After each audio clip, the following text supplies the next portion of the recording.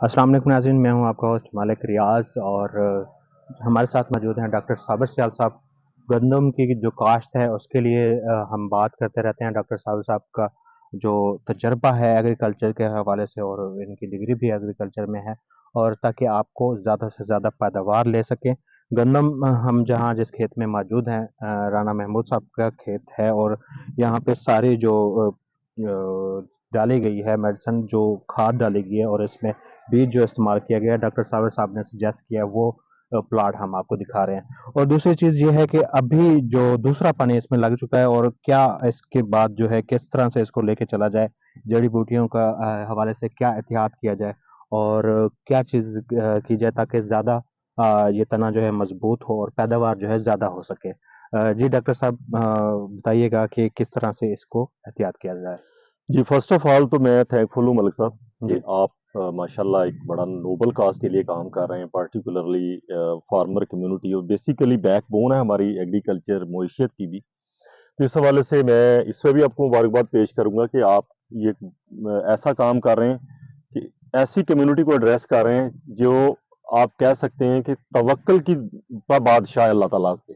बिल्कुल ऐसे ही है क्योंकि हमारी। देखिए सारा कुछ ज़मीन में डाल के ना वो देख रहा है नीली छत की तरफ। इससे बिल्कुल। बड़ी एग्ज़ाम्पल या इससे बड़ा तवक्कुल मैं समझता हूँ किसी और तबके में नहीं है जो फार्मर कम्युनिटी में है। अच्छा रह गई बात जिस फसल में इस वक़्त हम खड़े हैं इसको ऑलमोस्ट सेकंड इरिगेशन जो है दूसरा पानी इसको लग चुका है। जी। अच्छा इस पे ना 2 एक चीज़ करने की इस वक़्त ज़रूरत है। फर्स्ट इरिगेशन पे चौड़े पत्ते वाली जड़ी बूटी का स्प्रे हो गया। जी। अब जो सेकंड इरिगेशन हमारी इसके बाद अमूमन ये फसल हमारी तकरीबन 40 डेज़ पे जब चली जाती है तो 2 नैरो लीव्स बेसिकली तो 2 क्लासें होती हैं। हुँ। एक होती है चौड़े पत्ते वाली जड़ी बूटी और एक होती है नुकीले पत्ते वाली जड़ी बूटी। जी। अच्छा 40 दिन बाद जो है ना वैसे तो 2 पहली जमात हो गई उनको आपने कंट्रोल कर लिया चौड़े पत्ते वाली जड़ी बूटी को। जो सेकंड है वो है उसके अंदर जंगली जई और दुम्बी सिटी। जी। अच्छा जंगली दुम्बी सिटी तो वैसे भी पहली इरिगेशन के साथ शुरू हो जाती है जर्मिनेट करना। लेकिन जो जंगली जई है इसमें 2 किस्म की है जंगली जई। हुँ। एक है सफेद और एक को कहते हैं ब्लैक, काली और चिट्टी। जी। अच्छा ये जो सेकंड है जिसकी मैं ब्लैक की बात कर रहा हूँ दुम्बी से जंगली जई की, वो अमूमन 40 दिन के बाद जमना शुरू करती है। जी। इस हवाले से इस स्टेज पे पहली बात तो ये कि अगर जिस बंदे ने दोनों जड़ी बूटियों को कंट्रोल करने वाला स्प्रे नहीं किया, पहला चौड़े पत्ते वाला कर चुका है, सेकंड अब उसको चाहिए कि वो नुकीले पत्ते वाला स्प्रे इस फसल पे कर दे, कर दे। ताकि ये दोनों कंट्रोल हो जाएँ और आपकी पैदावार में जो है वो इज़ाफ़ा इज़ाफ़ा हो हो सके। सके। अच्छा एक तो ये चीज़ हो गई कि इस वक़्त आपने जो करना है फर्स्ट ऑफ ऑल वो नैरो लीव्स के लिए जी। जंगली जई दुम्बी सिटी के लिए स्प्रे करना है। दुम्बी सिटी की एक मैं बात यहाँ पे बताता जाऊँगा कि दुम्बी सिटी जिस फसल में होती है, ये अलीलो-केमिकल ख़ारिज करती है, जी। जो ना सिर्फ़ कि जड़ी बूटी के तौर पे तो नुकसान करती है, बल्कि जो फसल की ग्रोथ है, बढ़ोतरी उसको भी रोक देती है। उसको रोक दे। इस हवाले से इनका कंट्रोल इस स्टेज पे बहुत ज़रूरी है। जी। बिल्कुल। बिल्कुल, आपने जिस तरह से बताया कि ये इस स्टेज पे बहुत ज़रूरी है। अगर ये कंट्रोल नहीं करते तो इसकी पैदावार में कितना डिफरेंट होता है, और जो आपने सजेस्ट किया है इस टाइम पे कोई खाद या कोई स्प्रे या कोई ऐसी कोई चीज़ करनी चाहिए, या सिर्फ जो उस जड़ी बूटी को रोकने का कोई और तरीका जो है वो क्या है? ज़्यादातर हमारे पास जो फार्मर हैं वो मैनुअली तौर पे लोग जाके फसल से जड़ी बूटियाँ निकालते हैं। उससे ये होता है कि वो जो दूसरी गंदम के पौधे हैं वो भी डिस्टर्ब होते हैं, और उससे इतना ज़्यादा तादाद में निकालना भी मुमकिन नहीं होता। तो इसमें दोनों चीज़ों में प्रोसेस में फ़र्क बताएँगे, ताकि वो जो बेस्ट तरीका है जो सस्ता पड़े उनको, जिसमें कॉस्ट भी कम है और मेहनत भी कम हो, और ज़्यादा पैदावार ले सकें। जी। अच्छा इसमें पहली बात तो ये है कि पैदावार कितनी कम हो सकती है, लोग जो साइंसदानों का दादो-शुमार है वो कहते हैं जी कि ये 42% तक खत्म हो सकती है, लेकिन अगर जंगली जई और दुम्बी सिटी हो जाए, जिस तरह मैंने दुम्बी सिटी की आपको बताई जी। है, जी। कि वो क्या करती है कि ज़मीन अपने जो जहरीले मादे खारिज करती है, वो गंदम की ग्रोथ को सप्रेस करती है, जी। रोकती है। जी। जिससे आपकी पैदावार लोग कहते हैं 40%, मैं कहता हूँ 100% ज़ाया हो जाती है, क्योंकि क्वालिटी भी सफ़र करती है, जो बिल्कुल। पौधा बच जाएगा। तो इसलिए 100% पैदावार डिस्टर्ब करने की बजाय इसके लिए फिर ये तरीका होता है कि हाथ से निकालेंगे, तो आपने बिल्कुल ठीक कहा कि मैनुअल आप इसका कंट्रोल नहीं कर सकते। बिल्कुल ऐसे। क्योंकि आप गंदम का भी नुकसान करेंगे, उनकी शक्लें भी गंदम से मिलती-जुलती होती हैं, तो उसके लिए फिर जड़ी-बूटी मार ज़हरों का इस्तेमाल करते हैं। उसके लिए एक है क्लोडीना फॉप, जहर आता है मार्केट में, दूसरा है एक ब्रांड के नाम से, एक्सेल के नाम से है।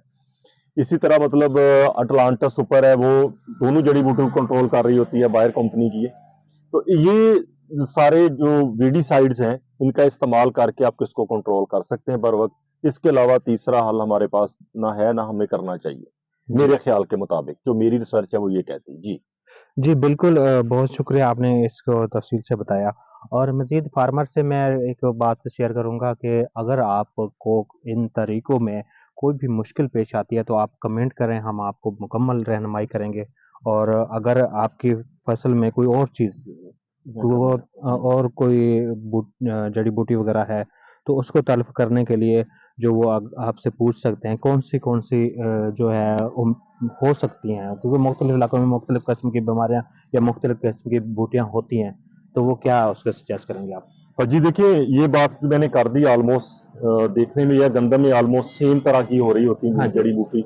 अच्छा, एक चीज़ मैं यहाँ पे ऐड ऑन करना चाहूँगा कि चूँकि इस वक़्त अगली फ़ेज़ जो गंदम की है ना, वो होनी है बूटिंग स्टेज में इसने दाखिल होना है। जी, बूटिंग स्टेज जो हमारे इलाके के लोग हैं, इनको मतलब सराइकी में लोग डेल पिला नहीं, वो कहते हैं कि वटड़ाव नहीं, सॉरी, तो इसको कहते हैं कि ये गंदम जो हमारी गब्बे की हालत में आ गई, कोई डेडे की हालत बोलता है, कोई जी, जी, सलाले की हालत बोलता है।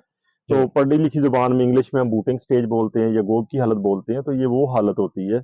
ये आज से 15-20 दिन बाद इसने उसमें दाखिल हो जाना है। ठीक है। वो हालत होती है जिसमें गंदम के अंदर ना वो मिलाप का अमल भी हो रहा होता है और वो सिट्टा बनने का अमल शुरू हो जाता है। जी, तो अक्सर फार्मर जो है ना वो ये कह रहा होता है कि जब अगर हम उस स्टेज पे पानी मिस करें या न्यूट्रिशन प्रॉपर ना दें, खुराक प्रॉपर ना दें, तो ये होता है कि सिट्टा तो बन जाता है, हुँ, लेकिन उसके अंदर दाना नहीं बनता। दाना नहीं बनता, और पैदावार अक्सर कम हो जी, जाती और अक्सर ज़िम्मेदार जो है ना वो ये कह रहे होते हैं कि जी मेरी तो गंदम को हवा फिर गई है। है।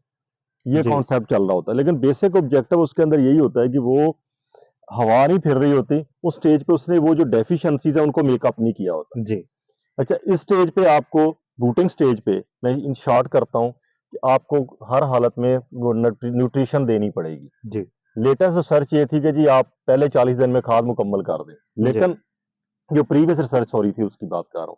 लेटेस्ट जो मैंने एक्सपेरिमेंट्स किए हैं उनकी बेसिस पे मैंने देखा कि बूटिंग स्टेज पे जब तक आप खुराक नहीं देते, आपकी पैदावार उस तरह से नहीं बढ़ती। उनमें जी, एक काम आपने ये करना है कि हाफ बैग हुँ, नाइट्रोफास का दे दें, सरसब्ज़ नाइट्रोफास का। जी, अच्छा, उसके साथ-साथ आप अगर आपको लिक्विड पोटाश मिल जाए, जिस तरह जाफर की सोलो पोटाश है, आधा बैग वो मतलब 12.5 किलो उसका इस्तेमाल कर दें। जी। और इसके साथ-साथ अगर हो सके आपके पास, तो आधा बैग जो है ना वो यूरिया का साथ डाल दें, तो आपकी फसल जो है वो बेहतरीन तरीके से बढ़ोतरी भी करेगी और आपका दाना भी बेहतर होगा और पैदावार में 5 टू 10 मांस की रेंज में, depend upon variety of soil और आपकी गंदम की वैरायटी पे और जो सॉइल की कंडीशन है उस पे डिपेंड करते हुए आप इतनी मन पैदावार एक्स्ट्रा ले सकते हैं। जी, बहुत शुक्रिया डॉक्टर साहब, आपने बहुत वेलकम जी। अच्छे मशवरे दिए हमारे किसान भाइयों के लिए और इससे आप फ़ायदा उठा सकते हैं। जो आप ज़हर खरीदने पे या खाद खरीदने पे इसके लिए जो आप ये काम करेंगे, उस पे जो एक्सपेंस आएगा लामाला वो उससे कहीं ज़्यादा आप उसकी पैदावार में फ़ायदा ले सकते हैं। और अगर आपकी जो गंदम में कोई ख़ास किस्म की कोई जड़ी-बूटी है, तो उसकी तस्वीर बना के आप हमारे चैनल के डिस्क्रिप्शन में हमारा व्हाट्सएप नंबर है, आप उस पे सेंड कर सकते हैं। हम आपको ज़रूर उसका हल जो है वो बताएँगे। कोई सवाल है आपका, कोई बात की समझ नहीं आई तो वो भी आप कमेंट करेंगे, हम उसका भी हल बताएँगे। हमारा मकसद है कि आपकी जो पैदावार है, जो वसाइल हैं, उनको अच्छे तरीके से इस्तेमाल करें आप और पैदावार जो है ज़्यादा लें, ताकि आपकी पैदावार ज़्यादा होगी तो पूरे पाकिस्तान में जो है एक अच्छी सूरत-ए-हाल पैदा होगी और गंदम की जो है खुराक की जो कमी है, जो वो कम पूरी हो सकेगी और डॉक्टर साहब से हम फिर भी हम वक़्तन-फ़वक़्तन टाइम लेकर हम और भी मौज़ू पे डिस्कस करेंगे। आपने कमेंट करना है, ज़रूर हमें बताना है कि वीडियो कैसी लगी है और किस सवालों के बारे में आप जानना चाहते हैं, वो सवाल आपने कमेंट करने हैं। Always the most welcome Ali साहब। जज़ाकल्लाह। वेलकम जी।